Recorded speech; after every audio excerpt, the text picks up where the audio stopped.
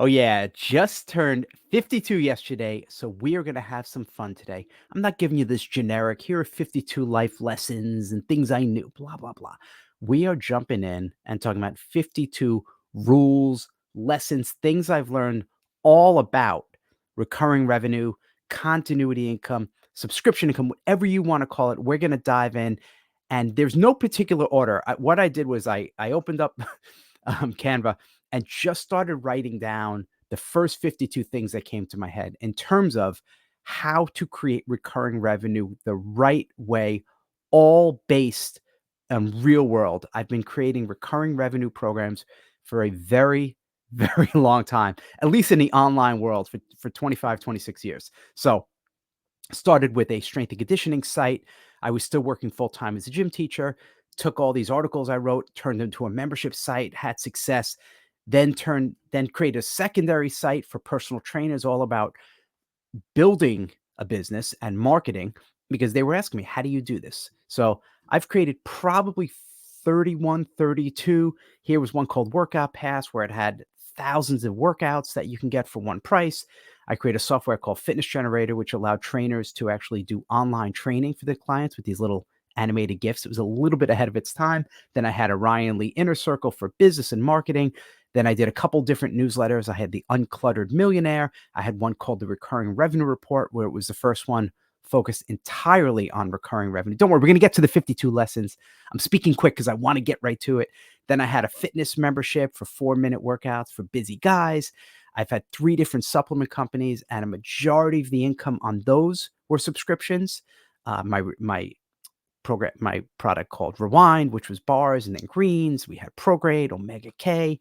I had my book, I had my Millionaire Workout print newsletter. I had a physical CD of the month for trainers. Now I'm doing my all access pass, which is templates and PDF files and audio coaching.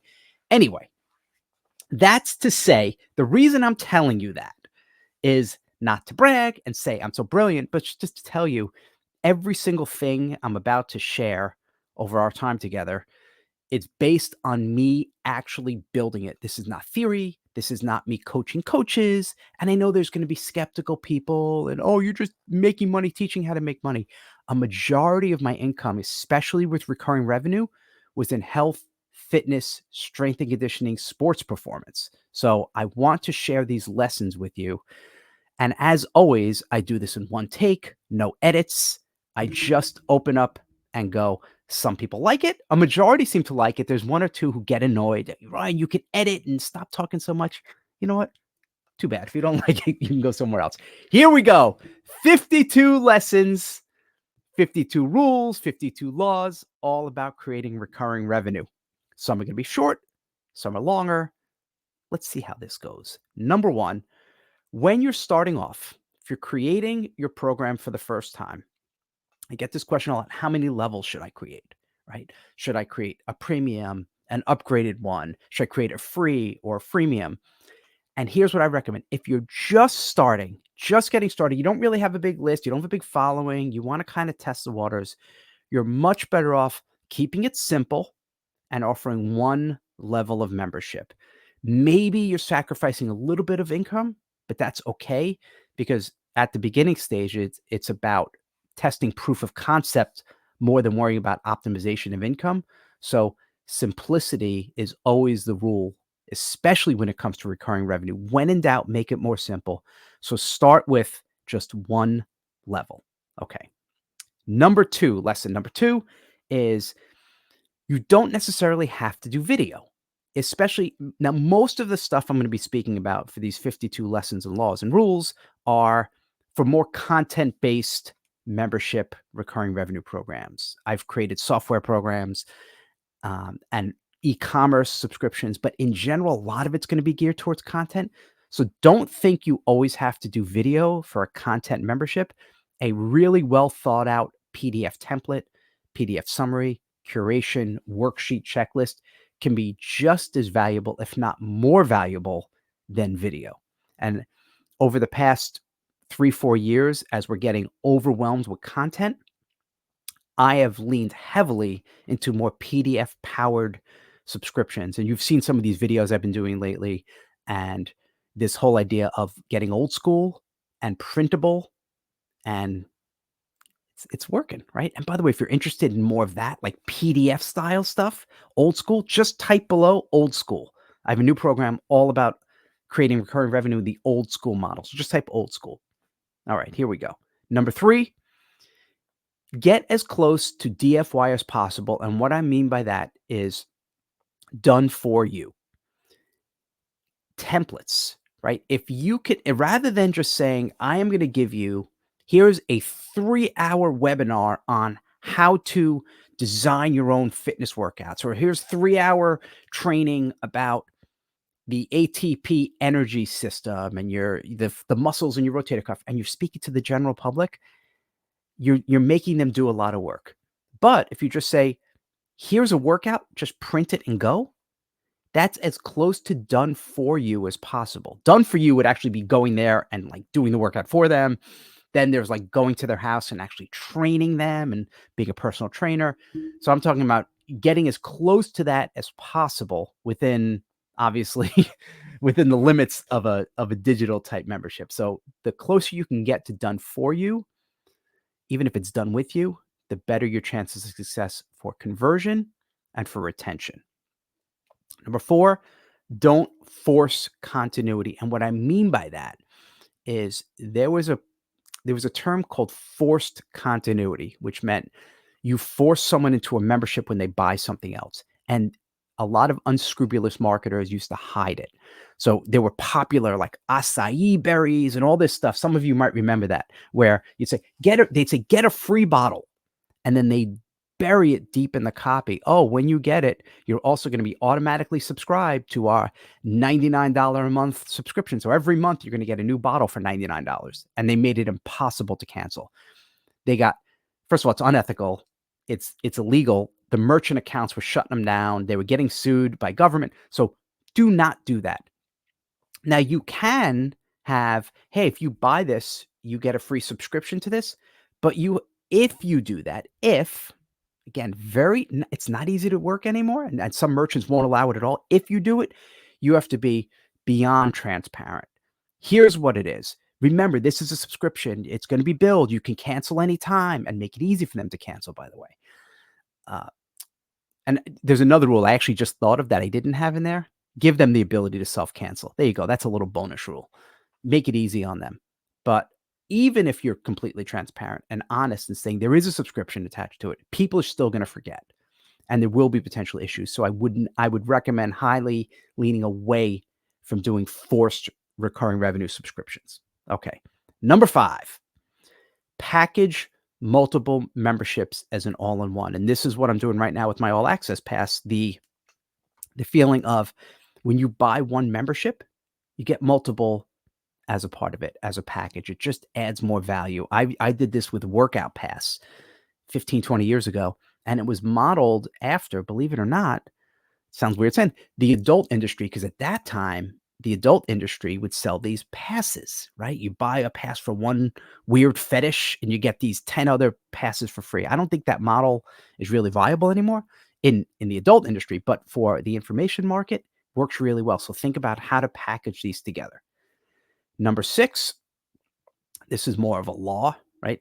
Yearly subscriptions in general have a higher lifetime customer value than monthly because you're getting it all up front.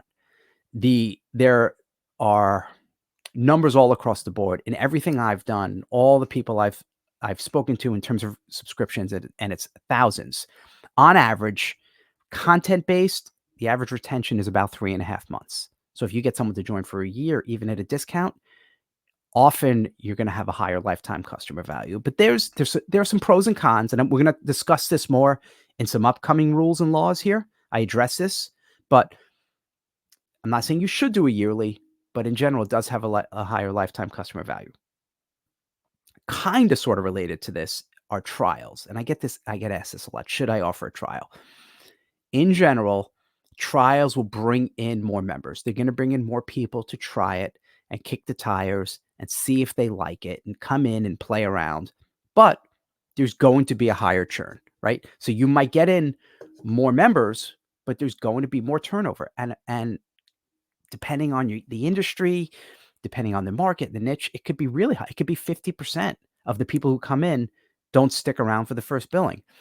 Now, I'm telling you this because not just from a business perspective, but from a mental health perspective, if you're not strong and you're not ready for it, it's going to be a kick in the gut because you get excited. You're like, oh my God, I just brought in 50 members yesterday. And then 2 days later, you see 25 of them cancel.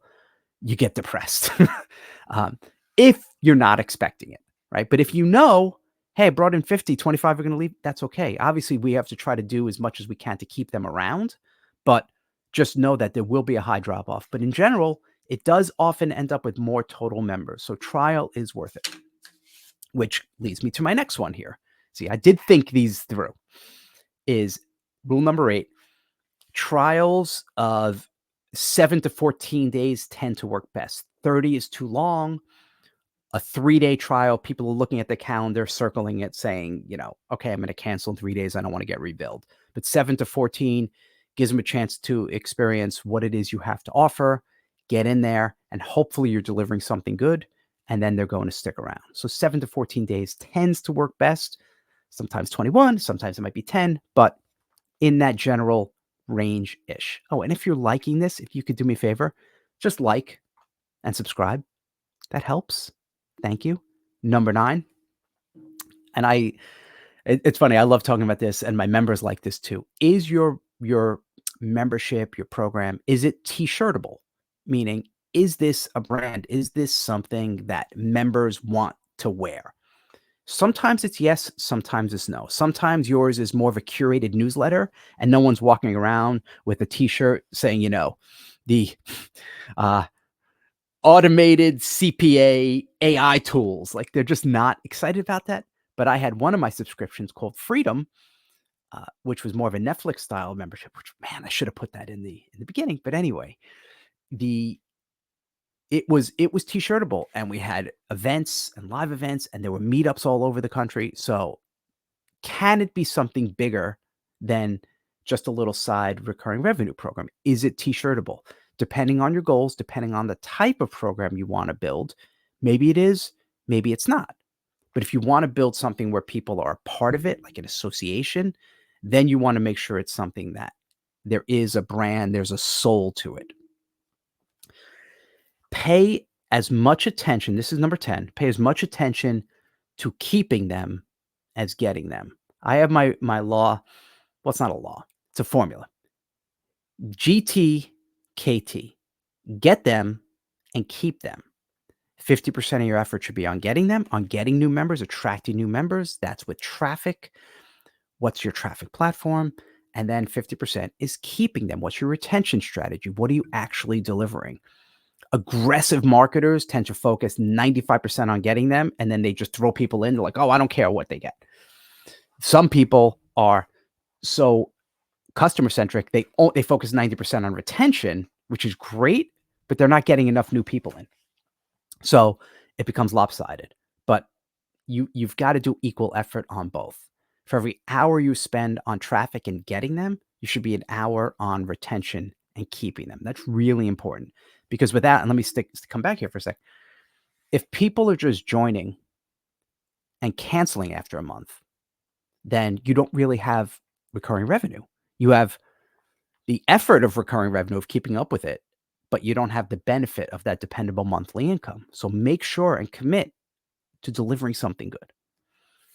If you are offering membership levels, remember we talked about this in an earlier lesson, make it 3 or less. I did a coaching call with someone about 8-9 months ago, and she showed me her site, and she's like, Ryan, I got one member. And she had a big list of 13, 14,000 people. And I looked at the site, and it was either 8 or 9 different levels of membership. And it was so confusing. This is, it was like gold plus, gold plus, gold plus with this, gold plus with 10 down, but only 5 a month, gold plus with, this and a live call. It was so overwhelming. And people, when they're overwhelmed with choices, they end up saying no to everything. They're like, I'm out. No more than 3. And there are ways to do it and to position it. There's there's decoys, there's the 2 level, there's a lot of different stuff, and we can go into this and in future videos. And if you're interested, by the way, write the word recurring below because I'm going to be diving into this more in some of my programs, but make it 3 or less, okay, if you're going to do levels. Now, number 12, we talk a lot about membership sites, but if you want something even stickier, turning it into an association, and a niched association can work really, really well. Some associations will have a physical thing attached to it, maybe a print magazine. Some will do live meetups and events or a yearly event, but just calling it an association tends to bring more of a community feel to it. Now, if you want more of a kind of arm's length curated type of newsletter PDF type thing, then maybe an association isn't the right move. But if you want to build something a little bit bigger and more substantial with a community, with live events, then consider calling it an association with a movement, with a feel, with energy, with a soul versus just a membership site. One of my friends did it, and in the in a more kind of conservative market, and he has 722,000 members now. Yeah, not bad. If you're offering live trainings, so hey, we're going to talk about this topic, and it's every week, it might be too much. Now, you might be thinking, well, once a week is not a lot, but you tend to get high show up rates at the very beginning, and it slowly starts to drop as it goes. So sometimes by week 7, by week 8, maybe you had 200 people in the first call. By the 8th or 9th week, you have like 6 people. And then it just kind of continues to drop, and drop. I found it, and of course it's topic dependent. It depends if the content is really new and fresh. If you're doing day trading, then it has to be more frequent. But if it's content that can wait a little bit, you give it a little bit more room to breathe. You give people the ability to kind of catch up, because that's the reason most people cancel is they can't keep up. Every time I've asked my members who have canceled, why do you cancel? Especially in the past with heavy memberships, the number one reason was it was just too much. I couldn't keep up. So every other week tends to be a better rhythm. You let the content breathe. You let them read it or go through it or watch it, especially video, and you give time to really unpack what it is you want to do. So just think twice, because once you promise something, it's really hard to take it away. You can't say, well, you can say, but as people are going to rebel, hey, join this membership and we're doing a live video every single week, no matter what. Every week we're coming on. And then you find it's kind of dying, and you email them, hey guys, it was too much. We're going every other week. Even if they didn't use it, they're going to be annoyed and people will leave. So you're better off saying we're going to do it every other week, and then maybe throwing in a bonus one if you find that there's more need for it. But the minute you put something out in front, you kind of have to stick with it. Which leads me to my next thing. Be really careful about promising daily content. I made this mistake once. I'll never make that again, because now you're on the hook. And if you start taking a day or two off, or if it's a one-person business and you want to take a week off, you're kind of in trouble. So daily content sounds good, and I'm going to give people so much. I did a call with a trainer about 2-3 years ago, and he was confused. He's like, I get people signing up for my fitness membership, and my churn is like 80%. Like everyone leaves. And I said, why? Like, tell me what you deliver. He says, well, I deliver a daily workout. Every day they get a new workout. Great. Well, when you train people at your studio, because he had a studio, I said, how often do you give them a new workout? He said, oh, I only give them 2 new workouts a week, because a new one every day is too confusing. It's too much. It's just not the right way. I said, so why are you doing that online?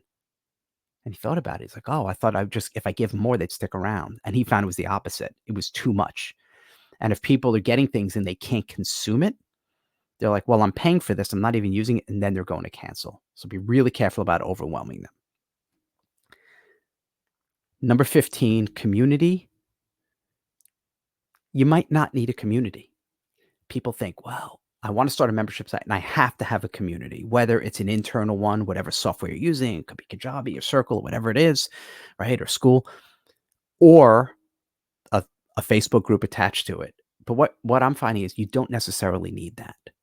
You don't need a community. You can have one, but don't make the mistake of saying, oh, people are going to sign up for my community. Like that's what they want. Everyone wants community. Not necessarily.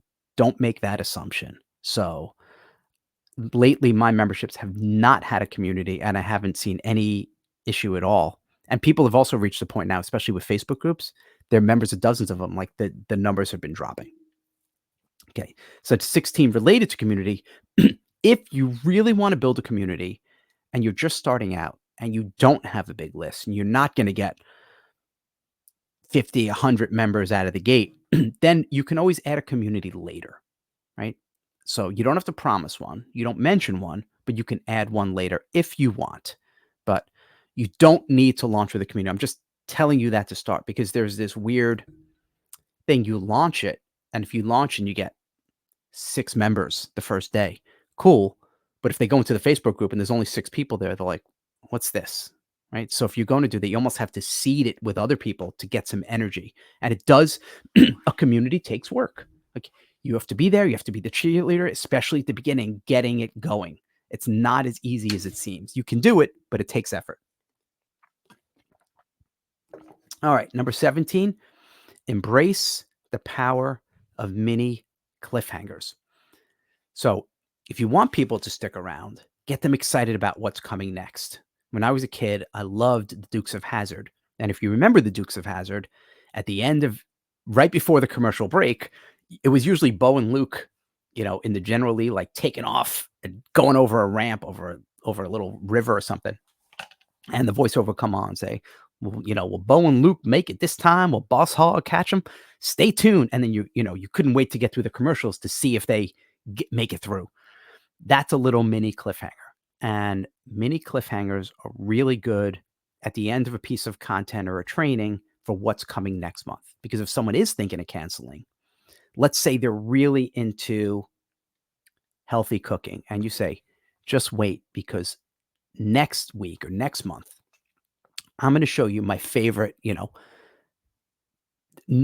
fat-free cheesecake, which has, 35 grams of protein and I make it in 5 minutes or something. You wait till you see that. People, if someone's thinking of canceling, like, you know what? I'm going to stick around for that. Like that's worth it. So mini cliffhangers are really powerful. Embrace that. Number 18, bring in guests to fill in the gaps. So you might think, well, I'm not really good in this certain thing. So let's say you have a health and wellness membership site. You're helping people get healthier.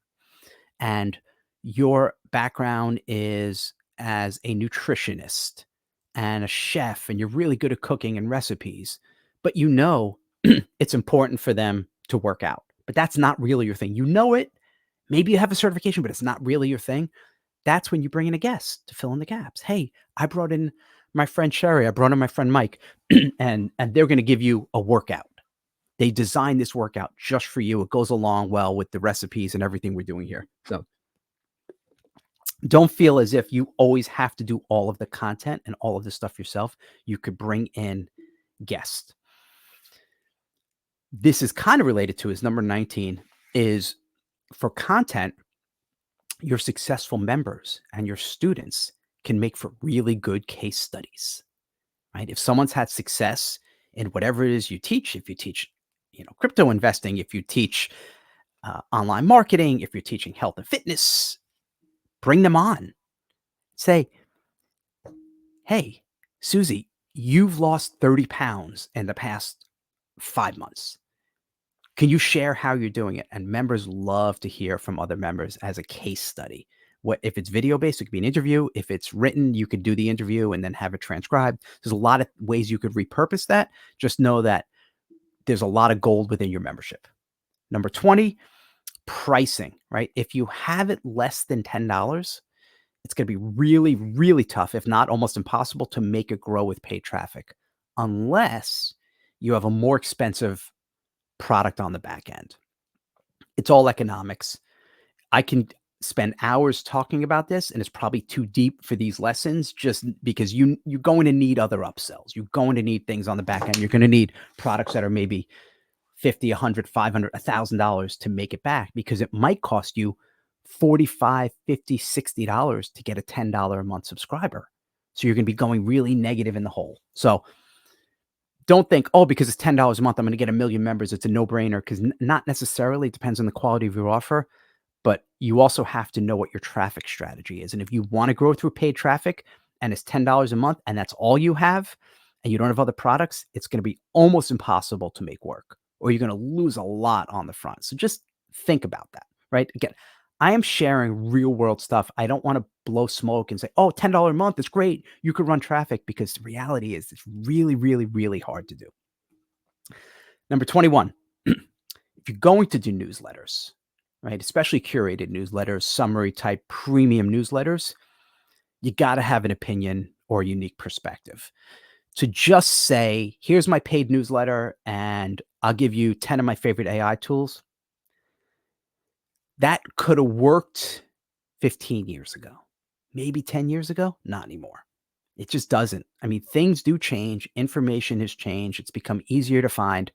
So just showing and sharing resources is, in my opinion, not a strong enough benefit to warrant a premium subscription, unless there's a unique perspective or opinion. Hey, I'm going to show you 3 AI tools I just found, but here's, or okay, even better, I'm going to show you my favorite tool I just found, and then I'm going to do a special tutorial how I turned it into this, right? How I used it, the hack I found. Now you're adding value as opposed to just giving a list. I know you wanted me to say, oh, just do a curated list and you can sell it, but it's just going to be really tough to convert and to keep people around. So this is a mental shift, and this is a biggie. I did a coaching call with a guy years ago, and it was cringy, where he said, Ryan, I want to create a 97 a month membership. And he was like 22 years old. I said, what do you want to create? I don't care. Just 97 a month. That's all I want to charge. I said, I hear you, but what's the topic? I don't care. I said, what do you mean you don't care? I said, who is it for? I don't care. It doesn't matter. What can I do so I could charge 97 a month? So instead of saying, what's the least I can do to charge 29 or 97 a month, you shift that thinking to, how can I blow them away so that 29 a month feels like it's worth 290 a month? That's the mental shift.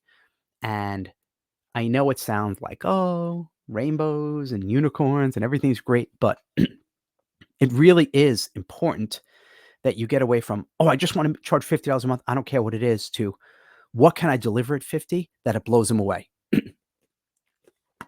Because that is, as we talked about before, that's the secret, right, to keeping them. It's not just getting them, it's keeping them. So shift away from me, what's in it for me, to how can I really deliver something that is of incredible value? Number 23, it is easier to offer continuity programs, subscriptions, memberships on the back end over the front. Meaning, having a program, like if I did this YouTube video here and I said, hey, go join my membership at, $50 a month, and 100 people go to visit it, maybe I get one, maybe if I'm lucky. But if I had, hey, I just did a book about how to create recurring revenue, go check it out, it's $20 or it's $50, same price, but not monthly, and 100 people go, maybe 10 will buy. So it is because they don't necessarily trust you. They don't know if they want to get into a subscription relationship. They want to try the content first, and they don't know if they can be able to get out of it. How many times have you been in a subscription and it's impossible? I was in one where I wanted to cancel and you had to email them, and I'd email and they wouldn't get back to me, and they'd bill me again. I'd be like, hey man, maybe it got lost. Can you please can't? And they play a game. Don't do that.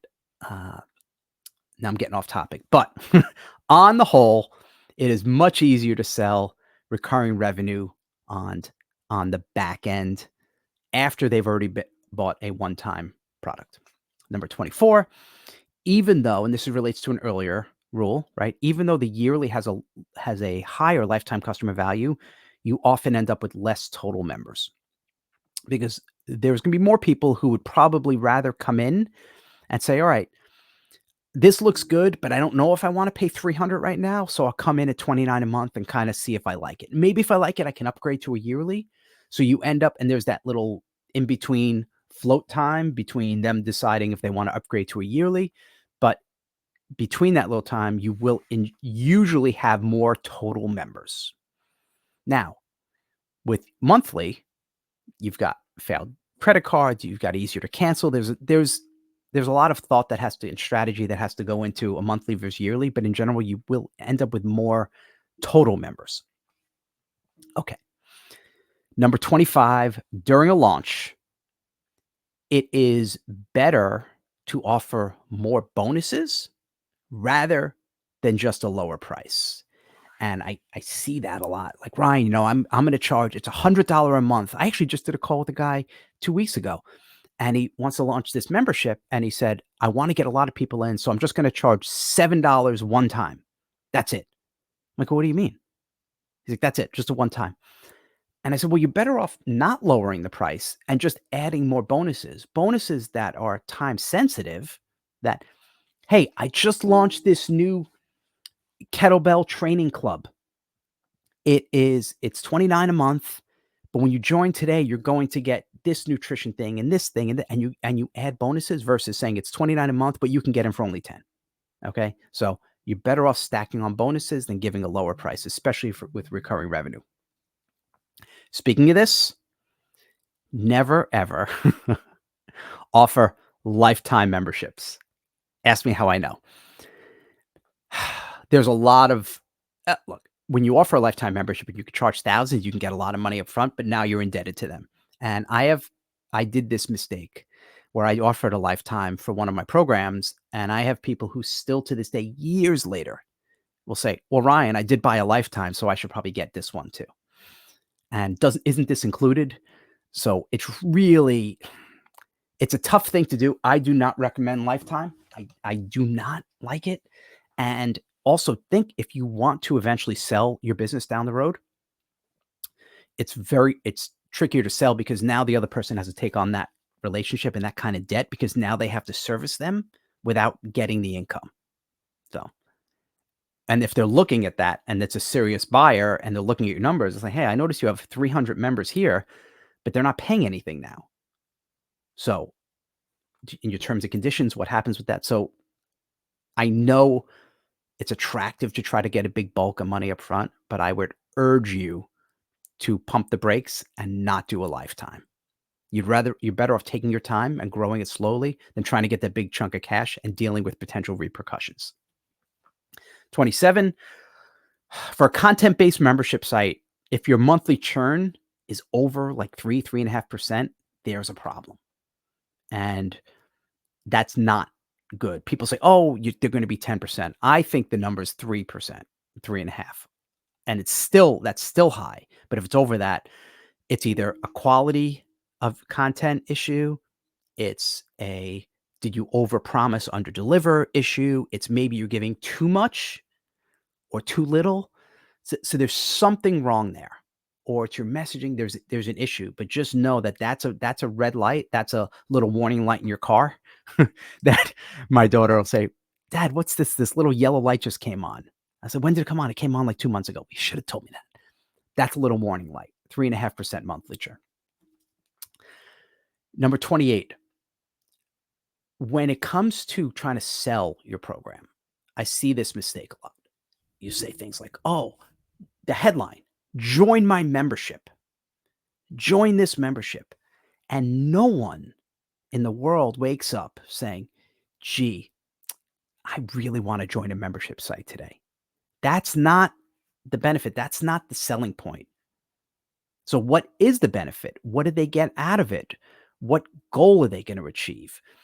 What's the benefit of being in your membership? Not the membership in and of itself. So don't do a headline, join my membership, because no one wants to join a membership. They want the benefit of the membership. They want what it gives them, but that's not the reason. So please don't make that big. That's a big, big mistake. And your conversion just goes in the dumps when you try to sell a membership. And I talked a little bit about this one earlier, 29. It's infinitely harder to sell a subscription over a one-time purchase. That's why I like subscriptions on the back end. If you buy a front-end product and they get in and they get to try your content, then you could say, "Oh, if you like this, you liked my template, you like my 5 template pack, you might like our monthly template pack program where every month you're gonna get another 20." I say this worked really really this worked really well with my supplement companies because we would do a one time on the front. Hey, get the product, try it, try my greens, try the bars. If you like it, here's a subscription for convenience. So focus on the front end with one time products and subscriptions. There are some of my subscriptions, like even now, if you go to my website, depending when you're watching this, you don't even see my subscription, my all access pass. It's only after you purchase other things can you even see it. This is another mental thing you have to get over. Do not stress over trying to get 100% retention because it's impossible. You're never going to have 100% retention. I don't care how good your program is. I don't care how high quality. I don't care how much effort you put into it. You're never going to have 100%. People leave your niche or your market or your hobby, money issues, credit cards, they move. People pass away. Like you're never going to get 100% retention. So don't worry about it. I see people freaking out, just obsessed over that. You're better off focusing more on getting new people in and taking care of members as best you can, but don't worry about trying to achieve the impossible bar of 100% retention. Just doesn't happen. 31, when people come in, give them an introductory roadmap so everyone is on the same page. Hey, welcome. You're in this kettlebell club. Here's our beginner workout. We're going to take you through our languaging, the first workout, the system, how it works together. I did this with one of my memberships where they came in and I gave them a little roadmap. Hey, here's my GTB system. Here's the grow type bank. Here's how it works, right? Then everyone is on the same page because the power of a subscription and a membership is that everyone speaks the same language and you want them all to feel like they're on the same page. Even if it's just a 20-minute video or a few worksheets or checklists or templates, something to get everyone on the same page. And by the way, if you're on the same page with me, if you're liking this again, just like and subscribe and type in recurring below and it give you some good stuff.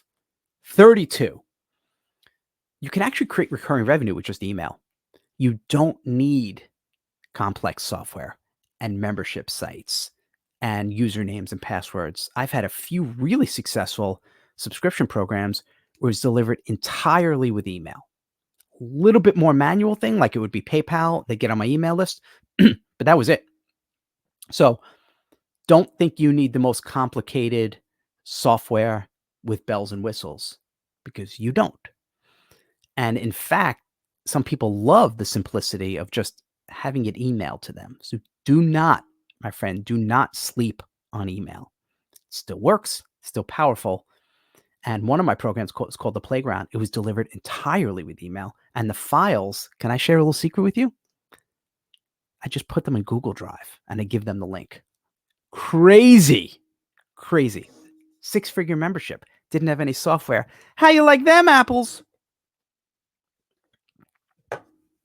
Number 33, AMA. AMA stands for Ask Me Anything. So if you're positioning it as the big benefit of your program, the ask, hey, every week you're going to get on and you're going to AMA and ask me anything, Q&A call. If you're already not well known or positioned as an expert, it doesn't really add value. If you're new to the scene or they don't know you, it's cold traffic. It just isn't sexy. And even less is you think you're big time, right? And you're like, hey, every week you'll get on with one of my quote unquote coaches. Get over yourself. If you're positioning yourself as the expert, okay. So if I'm positioning myself as the expert with this and I haven't asked me anything, there's value. But if you're not, you're better off, number 34, having topic specific updates or every week we're going to do a workout breakdown. Every week you're going to get a new recipe. Every week you're going to get this. But AMAs do not have as much value as something as laser focused as a topic that just hooks them in. So you're better off focusing on topics, on the sexiest and most exciting topics versus, hey, it's another every week it's a live Zoom call, ask me anything. Those kind of go downhill pretty quickly, especially if you're not positioned as the expert. Number 35, 35. Well, 35 is 35. Evergreen continuity works for evergreen topics. Evergreen continuity is the old set it and forget it. So you create something once and it's dripped automatically. So if I'm giving you my recipes, right? And you come in today, month 1, day 1, you get volume 1. Here's the first month of recipes. If Jenny on the block joins in 3 months, day 1, she gets volume 1. It's just dripped. So you just have to stay a month or 2 ahead, but you build it out for 12 months, 24 months, and then it's automatically dripped. Now, these work best for evergreen topics, things that don't really change. My recipe for, protein pancakes isn't going to change now or in 5 years. So health, fitness, personal development, leadership, mental training, relationship, all that stuff is evergreen. How to knit, how to garden, it's not changing. Topics like, I'll show you my latest crypto investments. Here are my latest AI tools and why I like them. That's really hard to drip because if you give your 5 favorite AI tools now, today, and someone joins 6 months from now and they get volume 1, it's going to feel very outdated. Even something like digital marketing, right? Facebook ads, it changes all the time. So there are ways you can make it work. I'll talk about that more. And again, type in recurring below if you want more about that. But for now, just know if you're going to do evergreen, they work best for evergreen topics. But if you can nail it, best business model in the world. Gamification. I'll never forget a call I did with a client maybe 3 years ago. And he was obsessed with gamification. Ryan, you got to see what I'm building out. I have a tech guy and it's costing me like 35,000, but it's worth it. It's gamification. Every time they post, they work out, they're going to get 10 points and the 10 points are worth $1 and then they can get it off at my store and buy merch. I'm like, I think it's too much. And the thing bombed. No one did it. It just doesn't move the needle as much as you think it will, if at all, because it's only going to be a very, very small percentage of people who are into it. And after a while, they kind of get bored of it anyway. Don't focus on that. If you're going to add bells and whistles and gamification, do that later. Do that after you have a goal. Maybe whatever your goal is, maybe it's $10,000 a month in revenue. Maybe it's 100,000. Maybe it's 1,000,000. Everyone has different goals, but that is a much, much later down, if at all. Every time I've tried even the tiniest levels of gamification, it just didn't work. It wasn't worth the effort. It really wasn't. So I don't want you to stress thinking you have to gamify and, oh, that's so cool, we're going to gamify. Stop acting like a big shot. You just don't need it. Number 37. This is a big mistake I see people making, and I've made this mistake. Don't offer a yearly membership unless you're 100% committed and all in, because now you're on the hook. So if someone pays you $500 for a full year membership and you have a list of, 300 people and you get 2 to sign up the first day, and all of a sudden you're like, okay, but now I'm on the hook for a year of content. If it's not dripped, right? If it's new, if it's weekly trainings, now you're in trouble. So if you're just starting out, if you don't have a big list or a big following, or you're not even 100% sure this idea is going to work, maybe it's a half step adjacent to what it is you normally do, even though it might bring more lifetime customer value, I would hit pause on a yearly and just do monthly. Because a monthly, if it's not working and you give yourself 3, 4, 5 months and it's still not working for whatever reason, you could cancel. Hey guys, look, we gave it a shot. I tried, it just wasn't working. So we're just going to cancel this. Don't worry, you're never going to be rebuilt. And then next, right? Next thing. But if you do a year, You are now committed, so you either have to refund or keep delivering until the year is up. Number 38. This is true for marketing in general, but especially for subscriptions and continuity programs. You cannot be everything to everyone. So find your lane, find your niche, find your slice, and lean into that. It's really difficult to try to do a membership with being everything to everyone. I consulted a lot with people who want to do a membership site. You'd be shocked how many people say, "I want to do one for small business, small business owners." But that's really like, what if I own a restaurant? Yeah, it's for you. What if I own an HVAC? For you too. But what if I own, you know, $100 steakhouse, the $100 a person steakhouse versus a $2 slice pizza joint? Well, I don't even think you can get a slice for $2 anymore, but totally different, right? Different restaurants versus someone HVAC versus an accountant who has a solo practice. It's very hard to speak to everyone. It's not very hard. It's impossible. So find your slice. Offer that little, find that lane and go all in, especially when it comes to subscriptions, because general health, general small business, general, I'm going to help you feel good. Very, very, very tough to make work for subscriptions. We got to find that unique hook. If someone wants to cancel, and this is a little controversial, this is what I feel about it. And I tend to I tend to be really good at leaving money on the table, and I'm okay with that. I think that's why I have a good reputation and I feel good about my business. If someone tries to leave, and you've probably been in memberships or software, especially like this, where you try to leave, let's say you're paying $50 a month, you want to cancel, it says, "Hey, don't go. You know what? You could stick around. It's only $20 a month." Cable company is famous for this. And then you're like, well, I'm such a sucker. I could have been paying $20 a month all along. And then you feel badly about it. I would rather, if it's $50 a month, someone says, "I want to cancel," say, "We're not for you." Okay, that's cool. Just click here to cancel. We wish you the best. Let them go.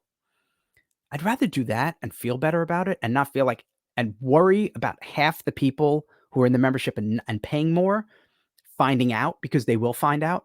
And then they're annoyed. They're like, "You telling me I could have been paying $20 and it's been 50 and I didn't even know about this?" And they feel like you're taking advantage of them. This is more of an ethical thing. I'm not saying it's unethical or right or wrong. You have to do what you feel is best, but I'm just saying for me, I feel much better just having everyone pay the same price and not feeling like I hope they don't find out. I don't like that feeling of running a business where you're kind of like, I hope they don't find out. It's not a good feeling. Be honest, be upfront. Hey, it's not for you. Cool. As long as you have a good marketing strategy, you're bringing in new people anyway. If they want to go, wish them the best. Don't worry, you can't save everyone. Number 40, double dip emails. Oh, baby, I love the double dip. I love emails where it is a conversion and a retention. So it goes to everyone on my list. There's a lesson in there. There's always a teaching lesson. And then there's, oh, by the way, in the membership, we just added this. If you're a member, click here to log in. If for some crazy reason you're not a member, go here and sign up. So it serves both. It serves to keep members because they're like, "Oh, cool, that's a new training." And the members who are on the outside are like, "Oh, that sounds pretty good. I'm going to join." And I've done this a lot. I love double dip emails and they work really well. Don't obsess over segmentation and, oh, this is going to go for a member who joined today and a member who joined next week. And people overcomplicate it. You could run a really successful one-person business, a multi-million dollar one-person business with one email list, one segment. Now, at minimum, you probably want, like, even if two, right? One for just members and one for non-members. So you could send the members only like a login or a special thing or a special update. But in general, double dip emails can work really, really well. Number 41, this is a money thing. Just be thoughtful before hiring full-time people, especially full-time content creators. I've had a lot of full-time employees over the years. And when I sell the business or for whatever reason, if they go, I find that I'm like, why did I keep them for so long? Like, It just wasn't necessarily, I cannot say that word. It wasn't necessary. In most cases now, especially, you can pay people per hour, per project, per result. Hey, can you create 10 articles? It's X amount per article versus paying them $5,000 a month to create articles or write articles or customer support. So, because every dollar you spend on full-time employees it adds to your stress of trying to keep new members and retention. So since I sold my latest nutrition company 2 years ago, I don't have any full-time employees, and I have never felt more free in my life. Everyone I have is freelance, and it worked well. So just think twice before doing it. Unless, and this is 42, unless you're niche famous, don't name your subscription program after you. If they don't really know you and you're not well known in your market, you know, don't call it the Ryan Lee Inner Circle, right? Because it's not gonna add value, and it's not really about you anyway. It's about your members. It's always about your members. So you're better off calling it something else, whether it's a different name, whether it's like I had a membership site called Freedom. I had one called Quattro Fitness. I had Workout Pass. I did one years ago called the Ryan Lee Inner Circle. And I like even now it's like the Ryan Lee one person all access pass. But in most cases, I probably wouldn't name it after yourself. Number 43, promising access to everything can hamstring you in the future. And I made this mistake. God, I'm saying that a lot, aren't I? But I just want to share with you like real world stuff. When you have a program, especially if you're saying you get this membership and you'll also get every course I do, every training. Now, if your membership is not growing, you're really stuck because it's going to be very difficult to get extra paydays, like to do an extra coaching and then trying to say, well, it's not included. And I ran into that problem when I kind of made it like, hey, this is everything you're ever going to need. And then I do a course like, well, I thought you said it's everything. It's not everything. And then they feel a little bit misled. So make sure there's clear delineation between what your subscription program includes and what it offers and what it doesn't. Okay. And if it's truly all in, then just remember it will limit you down the road when you want to create other one-time products and offers. Number 44, the all-you-can-eat buffet membership. So like a Netflix style.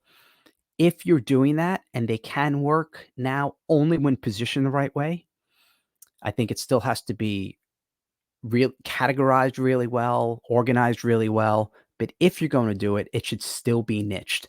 I still wouldn't do one called the small business membership and trying to make it for everyone. I would still make it niche. I would call it maybe the accounting, grow your accounting business. And then you can have the different categories of, managing a team, growing with social, getting new clients, letting clients go, managing workflow system. I would still have the different categories, but I'd absolutely go niche just because it's an all-you-can-eat buffet Netflix style membership. I wouldn't go big and broad, like how to improve your health. Wouldn't do it. This is similar. This is 45. It's similar to doing a case study, but this is more about highlighting your members. That they're not necessarily a case study, meaning it's a training with them, but talking about them in your marketing, talking about them in your ads, in your social media, in your emails. Hey, last week, our member Jenny ran her first half marathon. Congratulations. Business, and this goes beyond subscription advice. Your business really is about them. It's not about you. I see this mistake on social media and I see it in membership sites. Everyone makes it about themselves. Hey, going to the beach today, feeling awesome. Who gives a flying, right? Make it about them. Highlight them. Talk about your members. Put them on a pedestal. Highlight them. And then people aspire to be that. They don't necessarily aspire to be you, but they want to be like your other members. I've had live events and I'll like teach all this amazing stuff. And then I'll bring a student up and I'll say, "Oh, this is Shannon. And look, she just built her first fitness membership site and she already has 32 members in the first month. Even though I have 5,000. She has 32. After the session ends, they would flood her. How'd you get to 32 members? Because they're real. They're on. So make it about them. Talk about them. Don't just make it about you. That was 45, 46. Physical media. They can increase your costs, but it can also increase stickiness. So looking at potential ride-alongs with a subscription site. So maybe there's digital content, and it doesn't even have to be monthly. It could be quarterly. There's something physical that gets sent to them. I've had print newsletters where it's a digital or print component. I've had, this can sound old school, I've had CD of the month where they would actually get a physical CD in the mail. There's a lot of ways to increase it. You don't have to. I'm just saying it's worth thinking about because it can increase stickiness. Getting that package in the mail is exciting. This might be the most valuable slide and lesson. Number 47 is selling. If you're trying to sell people into a recurring revenue, a subscription, sell the hook, the idea, or more specifically, sell the bonus. Sell one thing versus the membership. I briefly touched on it on a previous lesson, talking about don't just sell a membership, but this goes a little bit deeper. It's not just don't just sell the membership, sell a thing, right? A specific bonus is a large publishing company called Agora. They're really good at this. They will have one booklet or a book and say, and the whole promotion is about buying that book, right? Like my favorite 5 stocks in this, and it's all about that. The whole promo is about that. And it's like, oh, by the way, you get this book free when you join the membership. And I did that recently with my new playbook called the 1 Hour Workday. I made it all about the 1 Hour Workday and say, oh, by the way, this is free when you join the All Access Pass. I wasn't promoting the All Access Pass. I was promoting the book, but I said it's free when you join the All Access Pass. So nothing will help your conversion better than selling the bonus or selling a specific hook or idea over selling a membership. If you're going to rewatch this video, rewatch that part again. That is the difference between a failing membership that has no members, that everyone's like, meh, versus I want that. I'm going to join just for that. 48, less is more. Make time saving a benefit of your membership. I am leaning heavily into PDF type memberships. With my first one, sports specific, I showed you at the very beginning of this video. It was then that was 2001. It was all about drinking from a fire hose. The more content, the better. The more articles, the better. Daily articles, awesome. Now we're at the point where we have more content than we could ever consume in a million lifetimes. We just can't consume it all. So make the time saving the benefit. Hey, you don't need to go through 4,000 podcasts and articles and training. I'm going to give it to you delivered right here. Save time, not adding time, not adding another 29 hours of webinar videos that you might think that's going to help and actually hurts. So saving time is a big benefit, and sell that, not adding more. You're saving time. Number 49, a physical bonus is a really good limited time promotion. I did one for my Freedom membership. I'll never forget. I did this it was Gary Vaynerchuk, and Gary and I had just spoken at an event together in London. It was weird. It was my buddy Dan Meredith did it, and we were in a boxing ring, me and Gary. So his new book had just come out. I don't even remember which one. It was maybe Jab Right, Left Hook or something like that. And I said, if you join the membership, my Freedom membership, in the next 48 hours, I'm going to send you Gary's book for free. And I got so many new members flooding in for a book they could have got on Amazon for $20. And so it cost me a few dollars for shipping. I actually got the books for free between you and I. Dan had bought a lot extra and he had hundreds of them. I said, I'll take them off your hands. So my only cost was shipping. We'll keep that between you and I and the 20 people watching on YouTube. But it worked really, really well. A physical bonus, especially if you could do it on Amazon, you could ship it right to people. But they work well for a digital membership or a digital subscription. Number 50, the first 3 to 4 weeks are really, really important for getting customers into your program, into your membership, into your subscription, and getting them to stick. You wanna make it a habit. You wanna get them to consume as best you can. Coming back to that earlier lesson of having a path and a way to kind of get them all up to speed is important, but those first few weeks are really, really important. Do not ignore them. Do not neglect them. Even a couple of follow-up emails can help a lot. Number 51, biggie. Now, again, this could be a leaving money on the table type of thing, but grandfathering in loyal members. I remember this lesson well. I had a newsletter membership. The newsletter was it started off at $19.99 a month, and I kept slowly raising the price. Went to 20, then to 29, then to 49, and then it was 99 a month. But I grandfathered in the original members, and I was speaking at an event in Vegas, and a subscriber came over and goes, "Ryan, oh man, I love your stuff, big fan. I want to let you know I am still a subscriber to your newsletter." He's like, "And I am never leaving because I'm only paying 19 a month, and I know if I rejoin, I'm gonna have to pay 100." He's like, "So I'm never leaving." Uh, and he was happy about it. It's funny, as of I don't want to date myself here, but as of this morning, uh, and they might change it in the future, but Canva was announced a huge price hike, and people went nuts. It was like 4 times the price, and they just today said, "You know what? We listened to your feedback. We're not gonna change pricing." Yeah, because everyone was leaving. Don't It's just crazy that, especially for content creation, it's really not costing you more to deliver more. Just take care of them. I have one rule in my business, and I did it when I had a large team with my supplement company or even my content team. I told them, whenever you get a customer support email, you have one filter to run it through. How would I want to be treated if I were that customer? Whether it's right or wrong, what would I want? And if I was paying $20 a month for a program, and then all of a sudden it goes to 50, what would I want? Would I want to pay 50, or I want to stay with 20? So that's what we do. Grandfathering and it rewards your loyal members. I mean, people will leave just because they feel like they're being slighted. So yeah, you do potentially sacrifice some income, but I don't know. I think it feels better. I think it's a better way to run the business. And my final,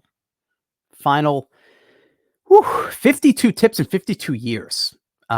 52 recurring revenue tips. And by the way, I hope you've liked this. And if you have, can you please like and subscribe? I'd really, really appreciate it. Only create a recurring revenue program, a continuity program, if it serves them, not just you. There's no better business in the world than a recurring revenue, than a subscription. It really, I'd argue, it is business. It is your business. But you can't force it, and don't create it just because you want the recurring revenue. It still has to serve them first. So everything you do has to be, to the point now, because there are a lot of subscriptions, it has to be a no-brainer. It has to be something they love. It helps them improve their life, make more money, get healthier, whatever the benefit is, spend more time with their kids, improve the relationship with their spouse or the boyfriend or girl, whatever it is, really, really, really make sure it serves them, and the subscription makes sense. It's not just you trying to soak more recurring revenue out of them. But when you do that, when you marry those two together, it's magic and it works. And I really, really hope you've enjoyed these 52 laws, lessons, rules that I've learned over 52 years of living. 25 of them, God, almost 26, actually half my life has been doing this, building recurring revenue. So to kind of break it down and teach in 52, by the way, I got hundreds more. If you want a part 2, just like and subscribe. Maybe I'll do another 52, or maybe next year I'll do 53 more lessons. But this was fun. Again, I really, really hope you enjoyed this, and I hope you found value. If you want more, you want to dig more into recurring revenue, and you're not on my list yet, just write recurring below. We'll keep diving in. And of course, there's another video coming your way. But thank you again for sticking with me. I know this was a long one, but I hope you found it valuable, and it was really fun to just unpack all this stuff and teach. No filter, no editing, Only a little bit of rambling, slight. But ladies and gentlemen, recurring revenue, continuity income. I'm Ryan Lee, and I'm going to see you in the next video. Thank you for being here. Here's to another 52 years, my friend. See you in the next one.